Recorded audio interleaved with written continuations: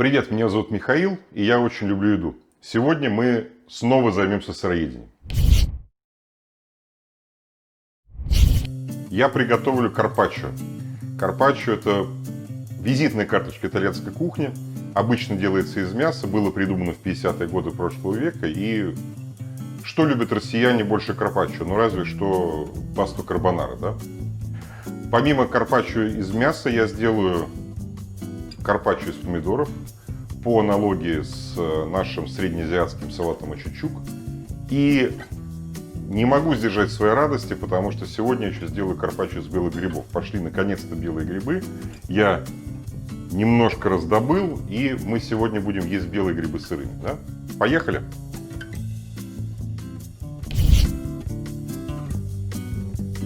Значит, мне понадобится сыр Грана Падано, поэтому начну я с того, что у меня есть такой чудесный слайсер. И начну я с того, что я порежу сыр для украшения мясного карпаччо, для украшения грибного карпаччо. Мне нужно где-то 20 граммов максимум. На очень тонкой терке, примерно миллиметр-полтора. Можно это делать ножом, но если есть эта штука, почему нет, да? Вот получается примерно такая штука.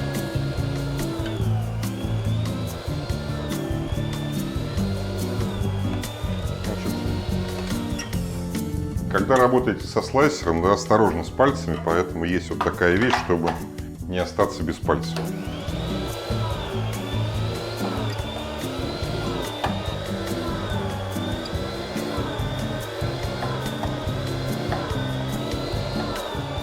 Ну и вот все. Значит, вот что у меня получилось. Сыр очень тонкий, прямо он практически как бумажка. Очень вкусный. Перекладываю его сюда. Это мне не нужно. Теперь я буду делать мясной карпаччо, да? А для этого я беру вырезку. И всегда, когда я делаю блюдо из сырого мяса, я ее замораживаю, и это поможет мне ее достаточно тонко порезать. Вырезку можно резать ножом. Сейчас попробуем на этом. Если не понравится, я продолжу ножом, да? Я ее специально заморозил вот таким. Я ее почистил предварительно, да, убрал все пленки. И мне нужно на самом деле на порцию, ну вот такой кусочек. То есть на самом деле, хотя мясо дорогое, но его нужно немного. Я делаю слайсер где-то на 2 миллиметра. Посмотрим сейчас, что будет получаться.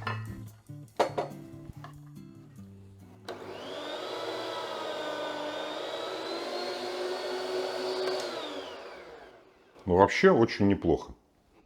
И делается следующим образом. Чтобы было видно. Делается следующим образом. Мясо выкладывается по всей тарелке в один слой. Режем.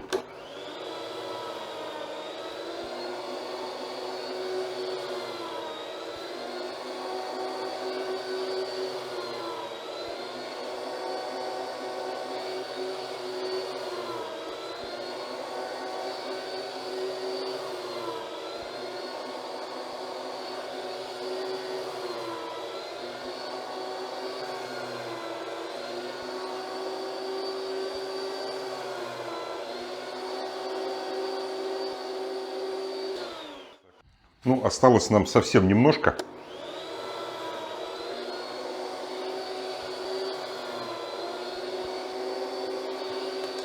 Значит, для тех, кто любит критиковать меня за то, что я готовлю без перчаток. Да, я готовлю без перчаток, я мою руки.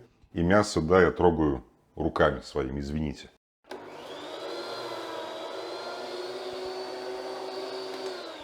И если честно, я не знаю ни одного повара, не видел никогда, чтобы люди не трогали продукты руками. Такова жизнь.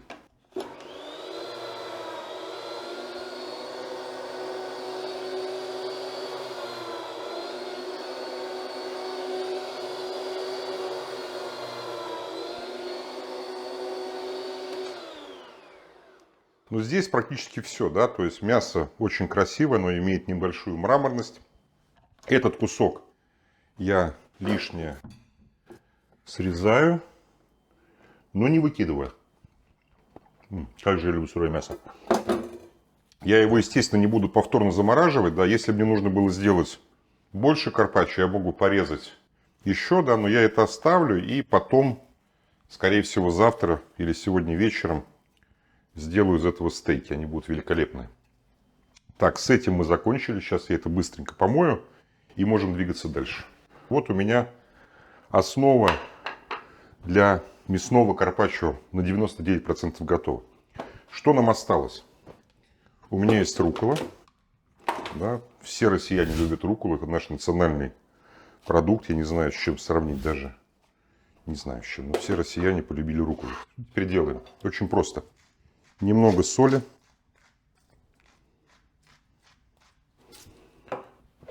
Немного перца.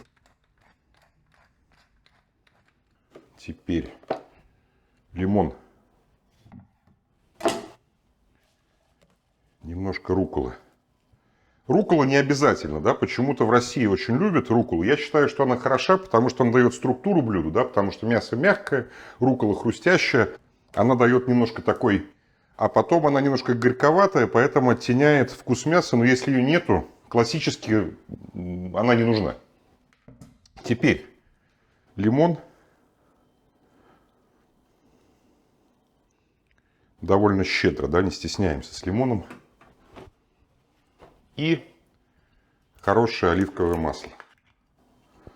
Его нужно немного, вот так вот. Так. И немного сыра. Я его, как я делаю всегда, я его люблю немножко ломать.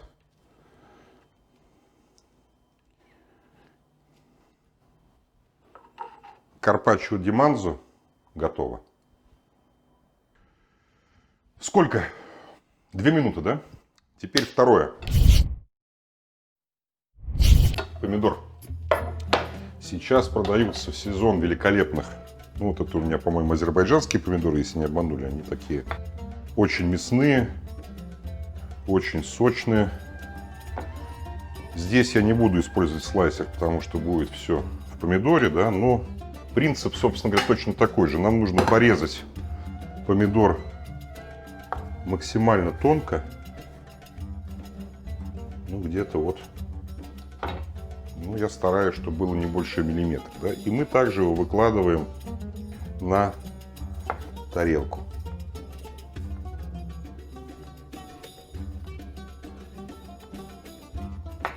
Значит, смотрим аккуратно. Стараемся не остаться без пальцев. Ну, здесь вопрос в том, что должен быть острый нож. Значит, я стараюсь, как я сказал, не отрезать себе пальцы, поэтому я как бы не спешу, я же не профессиональный повар.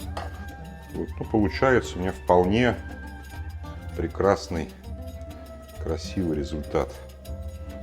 И вот я так выкладываю, ну, чтобы не было этих дырочек, да, тарелкой на просвет не была видна, я немножко буду перекрывать помидоры.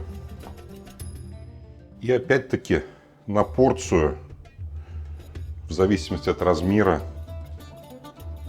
помидор 1,5, ну да, может быть, чуть меньше. Да. Я хочу закрыть полностью тарелку. В ресторанах так не делают, да, потому что официант берет со своими грязными пальцами за тарелку и несет ее вам. Но здесь пальцы грязные, это я съем. Только у меня. Поэтому могу себе позволить, да.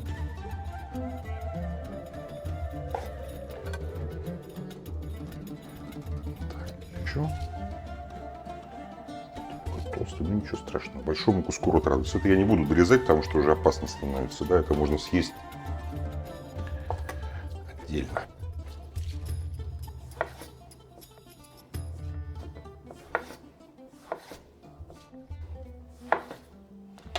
Смотрим, хватит или еще.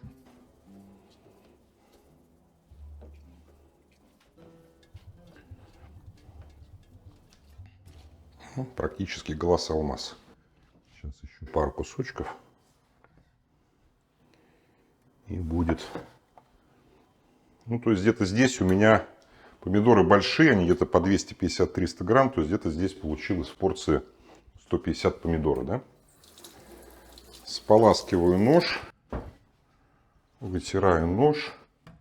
И теперь мне нужен лук, да? Я больше всего люблю сладкий лук. Есть ялтинский лук, есть не менее красивый ярославский лук, очень сладкий, не помню, как он, Владимирский называется. И мне нужно чуть меньше луковицы.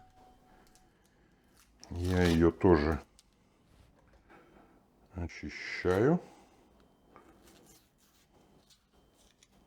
Такая красота. И шинкую ее полукольцами. Не спешу, чтобы не отрезать себе пальцы. Да, есть маленькая хитрость. Ну, это, конечно, некрасиво, да, там повара так не делают, но обычные люди. Лук вообще не горький, он супер сладкий. Что я делаю теперь? Я беру и аккуратно его без фанатизма распределяю на помидоры. Этого вполне достаточно. Да? То есть мне не нужно, я не делаю луковый салат, я делаю салат, лук, который дополняет. Теперь мне нужно немножко кинзы. Кинзу я мою, конечно же.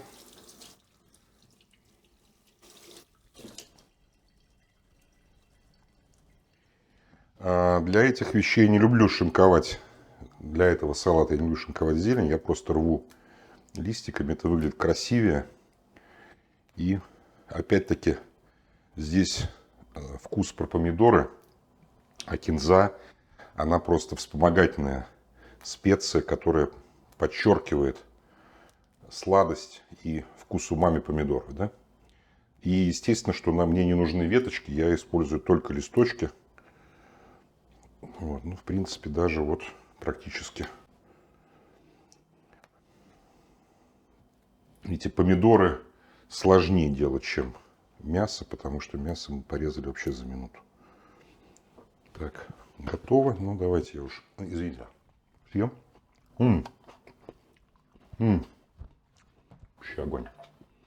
Так, теперь, значит, я люблю острое, поэтому я порежу еще это. Здесь обязательно нужен красный перец острый, потому что он тоже подчеркивает сладость помидоров и дает пикантность, которая отзывается счастьем сначала на языке, а на следующий день или чуть позже. Да. Так, теперь каенский перец обязательно. Я не лицемерю с ним. Довольно много. Соль.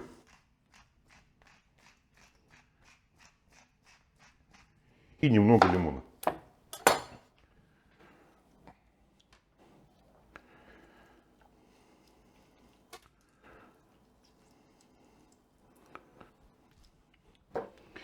Кислота лимона оттеняет сладость и умами помидоров.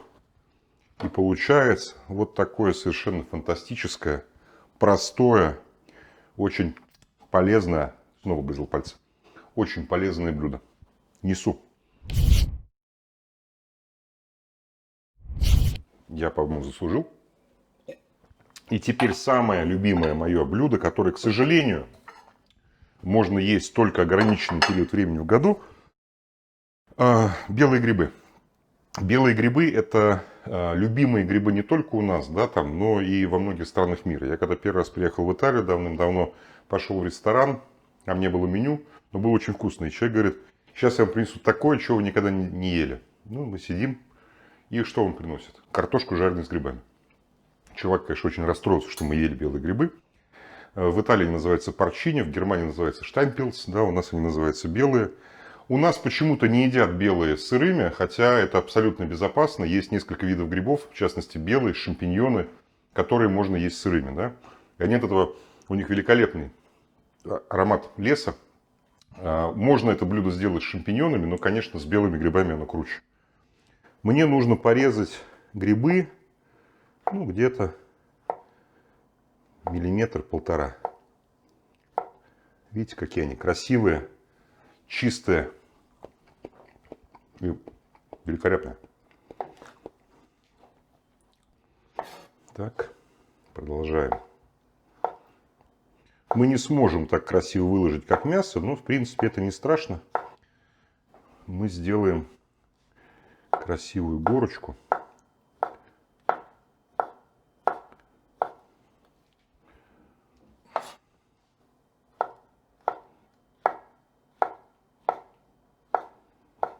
Что у меня получается? Смотрим.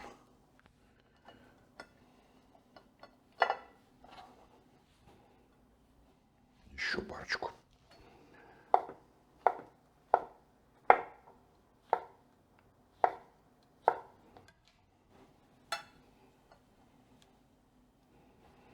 Ну вот как-то так.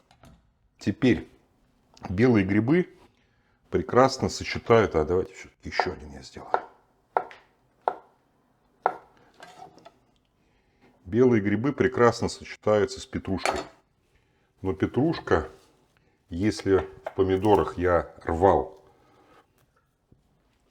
листья, просто оставлял, как они есть, здесь секрет состоит в том, что нужно, конечно, брать только листики, потому что стебель очень жесткий. И листики нужно порезать как можно мельче, чтобы это прям была почти что такая мука. Тогда их не нужно много, да, то есть вот так вот сворачиваю и шинкую очень как можно мельче.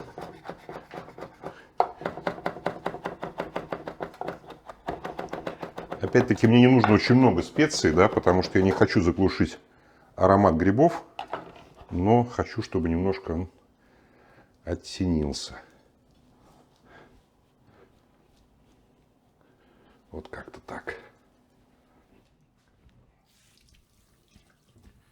Теперь немножко лимона.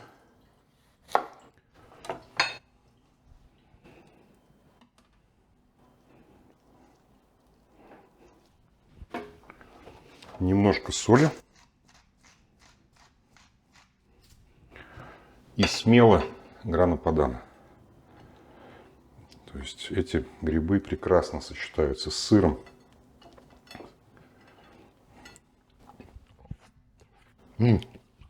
Прекрасно. Самое главное забыл. Оливковое масло.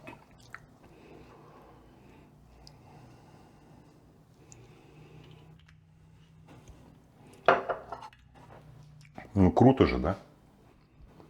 Отношу. Я приготовил за сколько, 7-8 минут 3 блюда. Это прекрасные закуски, это прекрасные, вот если вы устраиваете какой-то там пати и так далее, то там каждый берет понемножку, да, мне нужно только еще одну вещь.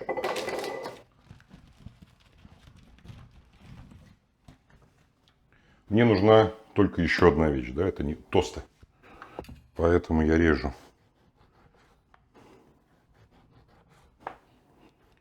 хлеб и, ну, по диагонали мы уже резали, повторяться не буду, поэтому порежу вот так вот.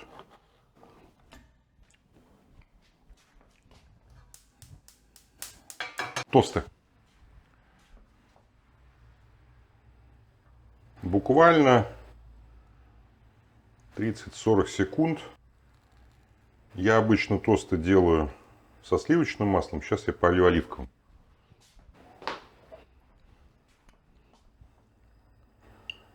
Буквально немножко. Так вот. Красота. Готово. Складываю.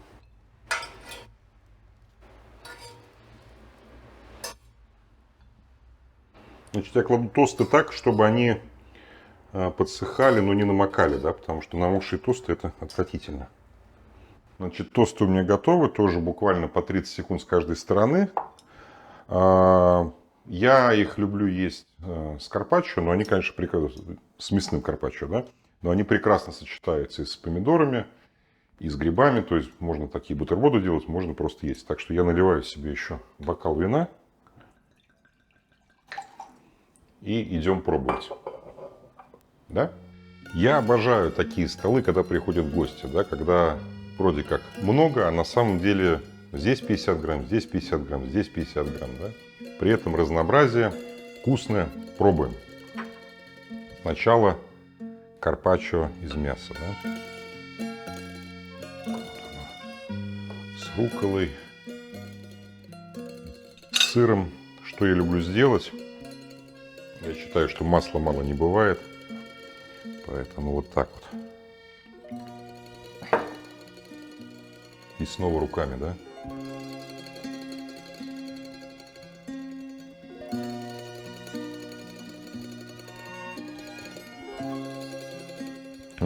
Я не знаю, что может быть лучше сырого мяса, ну только жареное мясо, наверное, да?